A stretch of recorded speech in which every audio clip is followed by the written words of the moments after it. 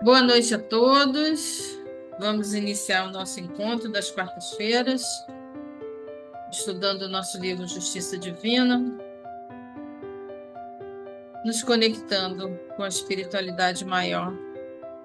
Pai de infinita bondade e misericórdia, mais uma vez aqui estamos para ouvir a sua voz, para aprender os seus ensinamentos.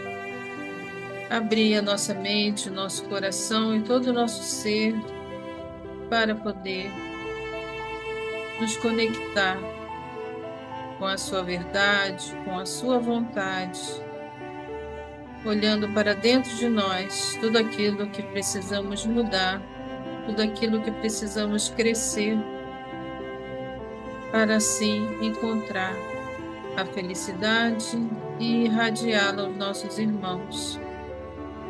Pedimos ao conselheiro, com toda a mentoria dessa casa, que ilumine muito a nossa irmã Miriam, hoje responsável pela página, que ela possa nos transmitir seu estudo com muita tranquilidade e sabedoria.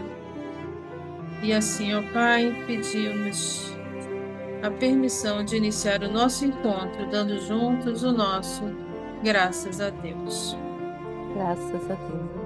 Então, Miriam, pode ficar à vontade quando você quiser começar. Boa noite a todos da janelinha. Bom dia, boa tarde, boa noite, os que vão ver futuramente. Então, o nosso estudo de hoje fala sobre os sentenciados, né?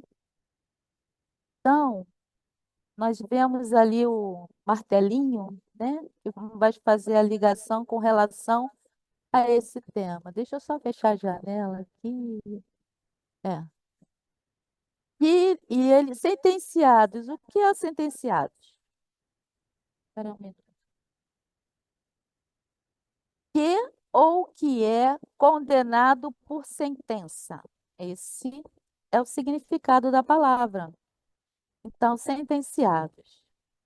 E aí, esse estudo está no livro Justiça Divina, é reunião pública que aconteceu no dia 20/10/61. Vai falar da primeira parte do capítulo 7 do item 31 do livro Céu e Inferno. E para falar sobre o nosso estudo de hoje, eu trouxe o Emmanuel do livro Essencial, psicografado por Chico Xavier. Se um Emmanuel é muito bom, dois vai ser maravilhoso. Então, nós teremos uma grande dobradinha aqui sobre esse tema e sobre esse assunto. E ele começa nos dizendo o seguinte: os irmãos reeducandos, refugiados na penitenciárias, efetivamente não se encontram sozinhos. Então, já está nos colocando que sentenciados são vários, ou quase todos, né? Alguns não são, porque tem sempre alguns irmãos que estão aqui para nos amparar e nos ajudar. Mas ele fala, olha, tem muitos. E ele fala, retido em prisão sem grades, em quase todos os lugares da terra, surpreendemos sentenciados diversos, dentre os quais salientamos. Então, ele chama mais atenção para esse tipo de sentenciados, que são os presidiários da tribulação longa e dolorosa. Emmanuel chama-nos a atenção que temos vários tipos de sentenciados. Uns mais leves, tem pequenos delitos, assim como a gente tem no sistema penitenciário da Terra. Pequenos delitos, graves delitos, delitos hediondos, né? Então, ele coloca para a gente que muitos filhos de Deus estão numa situação realmente de grande sofrimento devido às suas más escolhas. E aí a gente vai ver tudo isso no decorrer do estudo. O que leva a essa situação, né? E aí ele fala: os réus do remorso, que geme sob o peso da culpa, que ocultam inconfessadas no imo da consciência. Então, eles estão gemendo, eles estão sofrendo através desse remorso de uma culpa que ele não confessa, porque está inconsciente. Eles não têm nem condição de entender o porquê desse sofrimento, por isso tamanha rebeldia. Porque eles têm a mente ainda sonolenta, ainda dormem em muitas situações. Então, eles não têm entendimento de que eles são vítimas deles próprios. Então, é que ele fala: olha, são réu do remorso, que fica, que a gente pode chamar isso de sintoma da culpa. Porque às vezes a gente tem os sintomas e a gente não sabe de onde vem. Ou seja, um vazio, a depressão, a, é, uma, uma culpa que não sabe de onde vem, né? Então, isso são culpas inconfessadas que está no inconsciente dele que ele ainda não despertou para entender. E aí, no Justiça Divina, nosso outro irmão, nosso amigo Emmanuel, fala também que sentenciados, sim, somos todos, sim, sentenciados. Porém, a vida não nos suplicia pelo prazer de atormentar. Não é a vida que faz a gente sofrer, é o que você está fazendo da vida. A vida é o bem divino, uma ferramenta maravilhosa para que você possa se elevar, aprender, se educar. Mas se você usar a vida de forma inconsequente, realmente ela pode virar um grande suplício na nossa vida. E ele continua: a face de nossa destinação, a suprema felicidade, está em nosso destino a felicidade.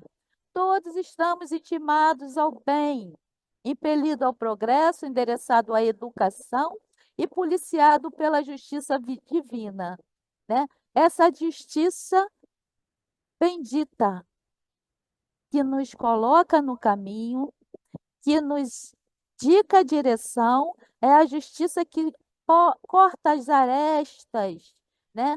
Que nos determina os lugares aonde temos que estar para o melhor progredir. Então, ela é super, hiper necessária. Realmente é divina. E Jesus, o divino penalogista, exortou-nos convincente: perdoar, não 7 vezes, mas 70 vezes 7. E com esta colocação, o Mestre nos dá a chave da libertação. É através dessa atuação que tu sairá desse lamaçal a qual tu entraste. Quando Jesus, vamos fazer uma historinha. Jesus chega para nós e fala assim: meu filho, você vai ter que voltar, você vai ter que descer, mas olha, eu vou te dar essa mochilinha. E nessa mochilinha, eu guardei essa chave. Essa chave vai abrir todas as portas que você precisar para você sair de lá. Tá entendendo? Então, essa chave vai ficar aqui na mochila. Mas eu também quero que você leve esses talentos aqui, ó. Tem esses talentos que você adquiriu, e eu botei uns aqui que eu acho que você vai adquirir também, porque você está chegando lá. Vou jogar aqui. Mas olha bem, preste atenção. Se você fizer a escolha certa e usar os talentos, um talento deste, numa escolha certa, eu potencializo esse talento para que futuramente você, em outras escolhas, você tenha uma visão diferente e mais acertada. Então, esses talentos você está protegido nas suas ações, mas escolha com atenção. Mas eu também vou botar um remedinho, um elixir. Esse elixir serve para quando você, diante das aflições, porque eu falo para você, terás aflições e não serão poucas. Se você sentir dor e alguém te machucar, tome esse elixir. Tome esse elixir, que ele vai te ajudar. Não deixe de tomar. Em caso de se sentir perdido, lembre de mim. Ore por mim em nome. Ore ao Pai em meu nome, porque ele vos atenderá. Porque eu estarei com você todo sempre. E sendo assim, a gente fica animado e vai. Vamos descer. Mas, ao chegar na idade da gente começar as nossas tarefas, a gente cai diante de labirintos de possibilidades que a Terra nos oferece.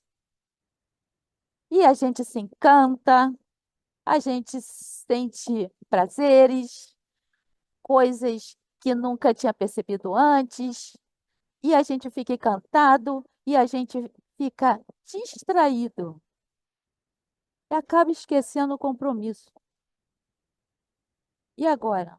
E começa a adentrar os labirintos, em busca de oportunidades de trabalho, mas não sabe mais qual o caminho, o propósito que ele veio. E aí ele começa a encontrar problemas, ele começa a sair, não, não quero mais essa porta, eu vou para aquela porta ali. Não, aqui também não está bom. E nessa busca incessante de buscar a saída, ele não sabe mais onde botou a mochila. E ao fato dele não saber mais onde está a mochila, o que que acontece? Ele se afasta da divindade. Ele perde aquele grande elo de ligação que seria a solução do seu caminho. E aí vem o quê? Ah, o desespero. Porque ele sente dor e não consegue curar. Ele sente insegurança e não consegue entrar em contato. Ele sente todas as aflições e não consegue mais sair daquilo.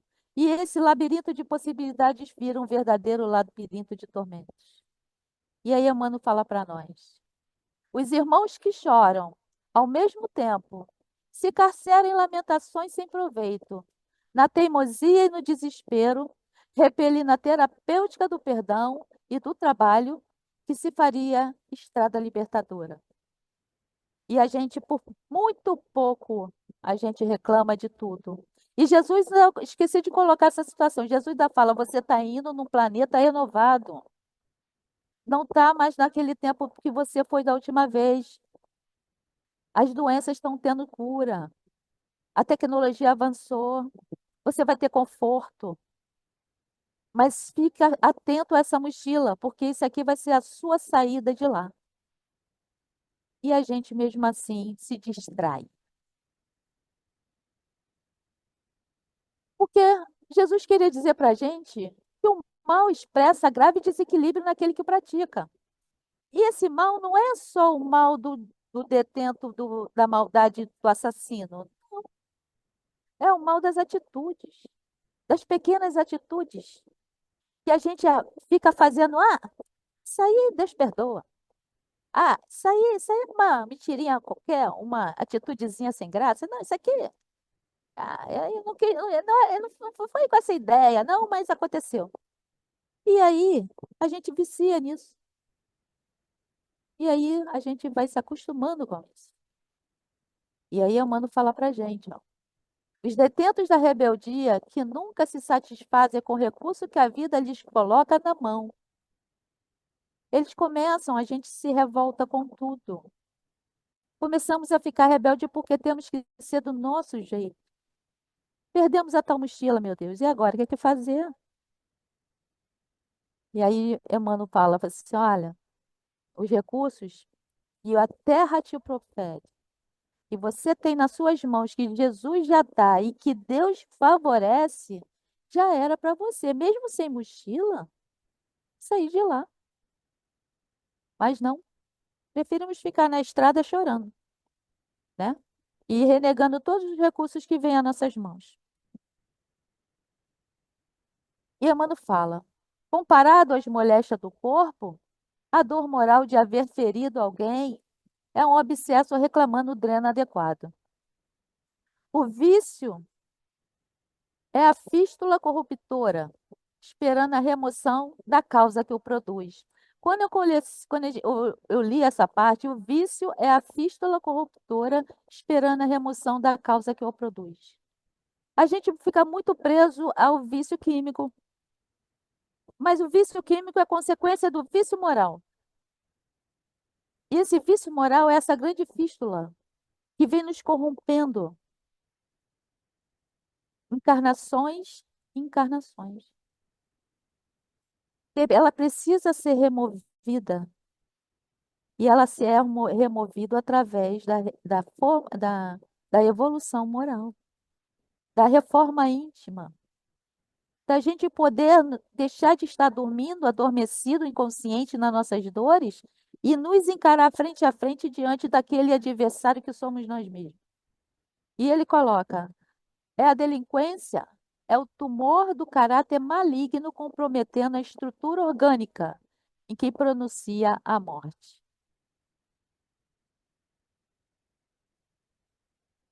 Os prisioneiros do sofrimento nas trevas da inconformação, que se recusam a sair dos labirintos da negação em que se escondem, fugindo à luz da consolação.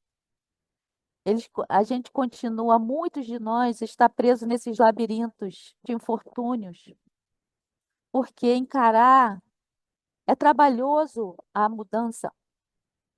E eles ficam fugindo de um lado para outro nesse labirinto, se afundando cada vez mais, perdidos, inconformados, revoltados. E aí a dor chega com força. Aí ele fala: esposar revolta e vingança seria expor o próprio sangue a infecções perigosas, entrando voluntariamente nas faixas destrutivas da enfermidade. E esse é o que nos acarreta, né? Quando a gente, que a revolta e a ira é um verdadeiro veneno para o nosso sangue. E às vezes a gente não entende o porquê das reações orgânicas que a gente tem nessa vida mesmo, devido ao nosso passado desta vida, que futuramente nos vem em forma de doença, né? O corpo começa a sentir essas aflições.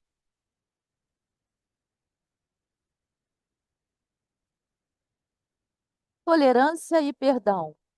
Por isso, constitui a profilaxia e imunização infalíveis.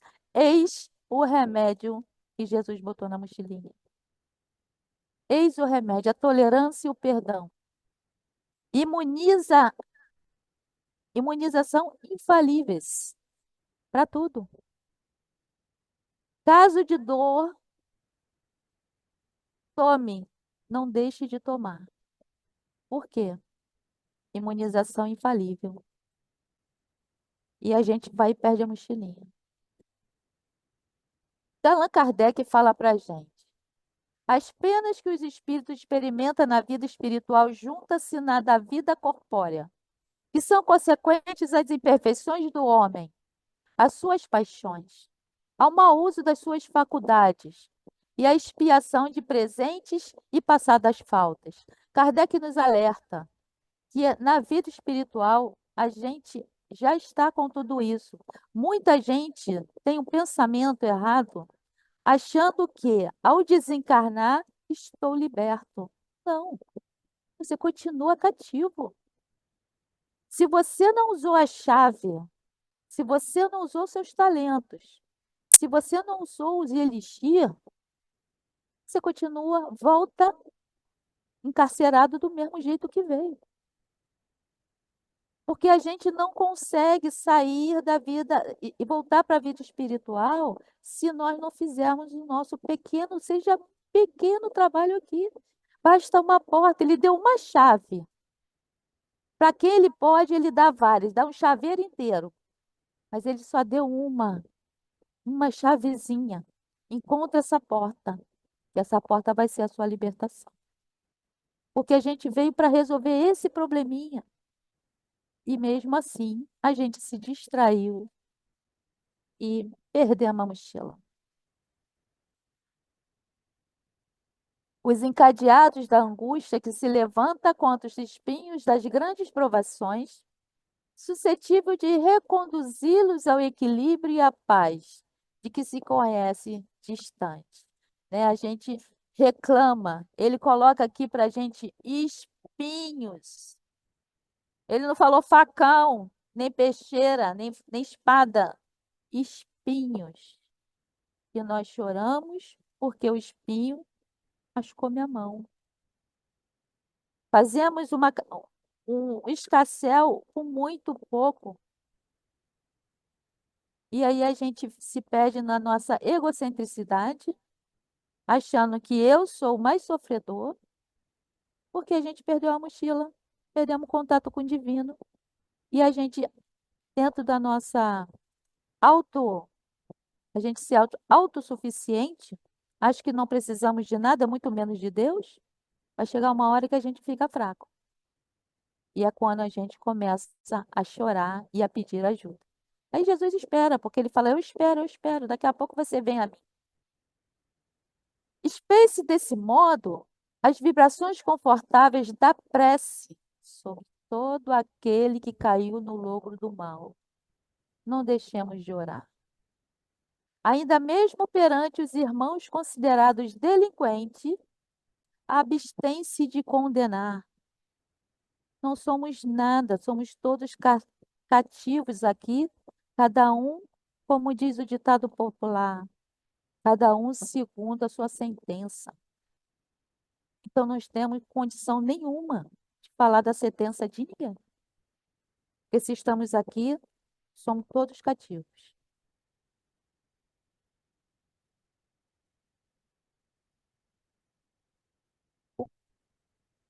Aí o Emmanuel veio trazer para a gente algumas colocações dos situações que a gente encontra aqui na Terra, né?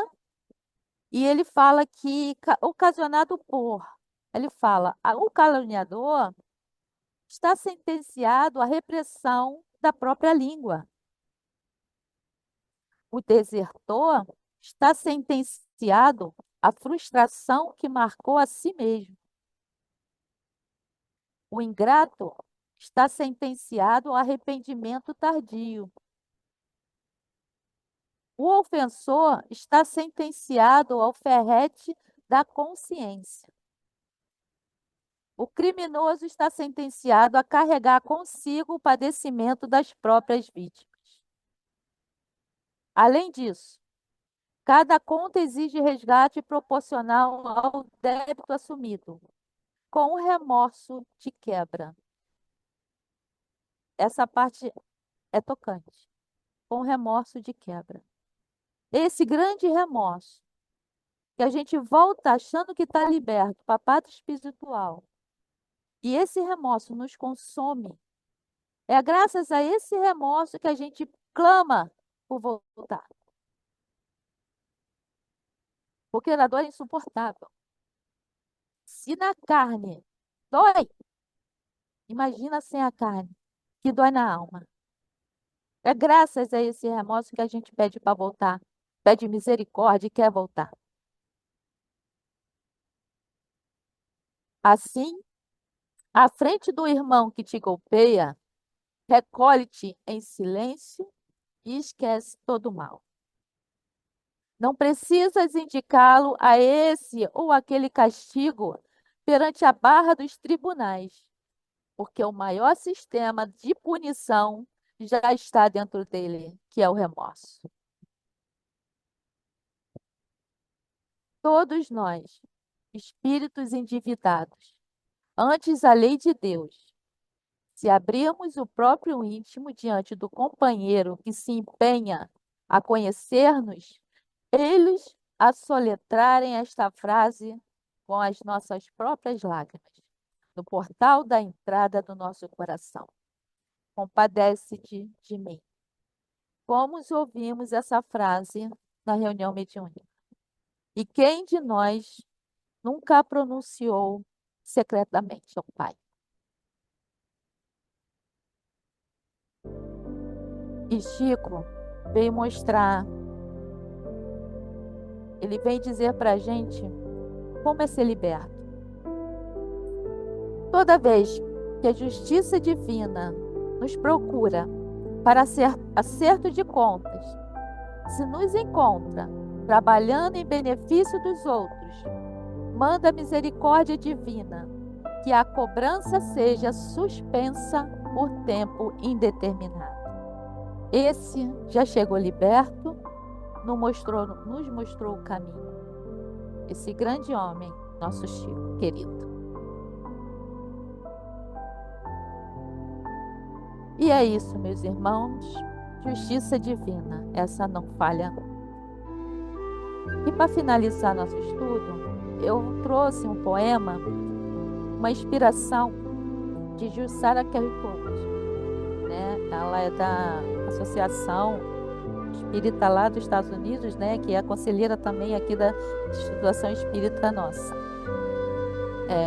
ligada aos Estados Unidos. Então, ela fez um poema que eu achei muito lindo e vou fazer em forma de oração. Vai ser a minha prece.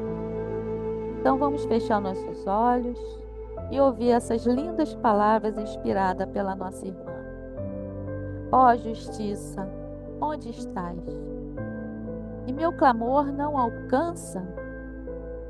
Ó meu desalento, a esperança se cansa. O que aguardo, justiça ou misericórdia? Preciso de perdão incondicional neste desalinho emocional, onde me uma chance para recomeçar. Quem é o benefício sem par? Nem a justiça a misericórdia nega, nem a misericórdia a justiça relega. Ambas se encontram na vida em cada ação que se entrega. Ó equilíbrio é a lição. A chance do crescimento é o perdão. Para que em nossa jornada encontremos a verdadeira redenção.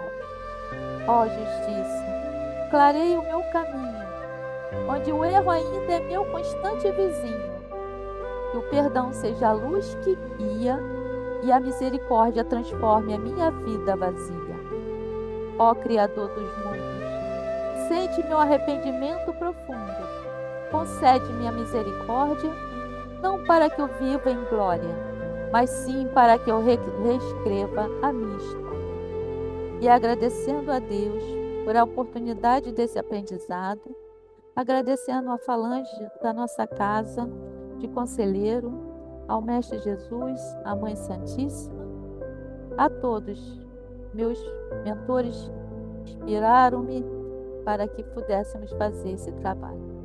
E sendo assim, finalizamos o trabalho da noite de hoje, dando graças a Deus. Muito obrigada, Miriam, pela sua colocação, pela sua exposição. Quem quiser falar, temos aí 6 minutos. Gratidão, Miriam. Adorei o poema, hein? E como você disse muito bem no finalzinho, é muito doído quando a gente depara com o irmão se remoendo em culpa e ele desconhece que Deus é Pai e misericórdia. E como ele se condena, e como ele se martiriza e se castiga. Realmente é muito doído a cena, né?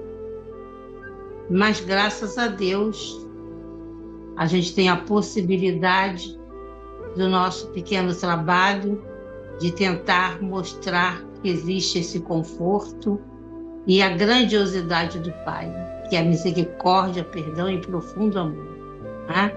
Realmente é uma página que nos faz refletir muito sobre o que fazemos, sobre o que remoemos e sobre tudo aquilo que nos jogamos fora ficamos acumulando e só serve para realmente nos torturar, né? Confiamos mais no Pai de amor, de justiça e de misericórdia. Gratidão por essa noite. Eu acho até que eu já falei aqui uma vez, mas é uma experiência que eu passei, que a gente sofre quando a gente faz alguma coisa errada, né? A gente sofre por ver, às vezes, a pessoa também fazer uma coisa errada para a gente, ficamos magoados, isso tudo. Mas é muito, pelo menos para mim, fiz essa experiência quando você pede perdão e a pessoa não te perdoa. Isso é muito, muito sofrido. E talvez aí a gente perceba assim, o quanto a gente fez, né, de mal e que a pessoa não consegue nem te perdoar. Então, essa questão realmente do remorso, né, e de, no fundo, né, esse estudo todo, né, me veio de pensar na lei de causa e efeito, né? Não tem como, aquilo que fazemos, a gente vai ter, né, que ver refletir em nós a causa, né, daquilo que fizemos, vai vir a consequência. Então é isso que, né, e Emmanuel coloca ali, né, que a profilaxia é a tolerância e o perdão. Isso, essa prática é difícil, né? É muito difícil, mas é o que a gente tem que buscar no dia a dia, né? Muito obrigada, Miriam. Amei o teu estudo, amei essa oração final, esse poema lindo, maravilhoso. Muito obrigada. Eu que agradeço. Eu que agradeço. A A gente gente fica também tem que tomar muito cuidado, né, Valéria, quando você coloca essa questão de não perdoar, né? Porque o outro sabe que ele errou, ele já sabe que errou. Mesmo que naquele momento ele não tenha estado desperto para o fato, vai chegar o momento que ele vai ter a certeza do seu erro. E é é o isso que que vai trazer o sofrimento, né? Então não nos cabe julgar nem condenar, porque ele próprio se condena. E como se condena? É lamentável, são situações muito difíceis, lamentáveis mesmo, que você vê a pessoa ali se condenando, não aceitando, se recusando a ter uma mão estendida, porque ele se acha assim, o último dos últimos. Eu não mereço. o orgulho Você não não deixa. sabe o que eu fiz, É, né? É lamentável a gente ouvir isso. Ele se culpa demais. Então, a gente dava a jogar mais culpa, mais dor em cima dessa criatura que já sofre tanto. Ele mesmo traça o caminho dele. É muito difícil, muito doloroso. muito difícil. Tem situações ali que o mano fala que a culpa está inconsciente dentro do. A culpa está inconsciente, ele não sabe. Ele ainda não se deparou com ela, ele não a aceita. Então ele fica nessa briga com ela de não aceitação e fica nesse dilema de aí que ele fala, aí vem a rebeldia, porque os outros ele se sente o injustiçado, porque ele não consegue enxergar que ele provocou muita coisa, né? E as reações das pessoas foi fruto às vezes de uma ação do outro ali. É bem complicado. O Você Pai é tão vai, misericordioso que Ele nos dá todos os recursos para nós nos recuperarmos, né? Inclusive é, dá uma mochilazinha e ainda nos dá condições de ter o arcabouço todo para que a gente possa caminhar para essa recuperação. porque o interessante é que eu não contei o final da Vai dar historinha. zoom, hein? Eu não contei o final da historinha. A mochilinha estava guardada no bolso, escondido, interno da roupa. Ela estava lá. Ele não deixa perder. Ele falou assim, tá tudo dentro de você. Só que a gente se esquece. Aonde botou os nossos talentos. Porque Então, Deus está obrigado, sempre lá, gente. né? É, Né, Deus Miriam? está Deus sempre com está ele. sempre lá, a gente que não vê. É, É isso É aí, sempre gente. lá, é só procurar, né? é. É, E até quarta. Uma boa noite para todos nós. boa noite, gente. Beijos Beijo. e já já Tchau, vai encerrar aqui. tchau, gente.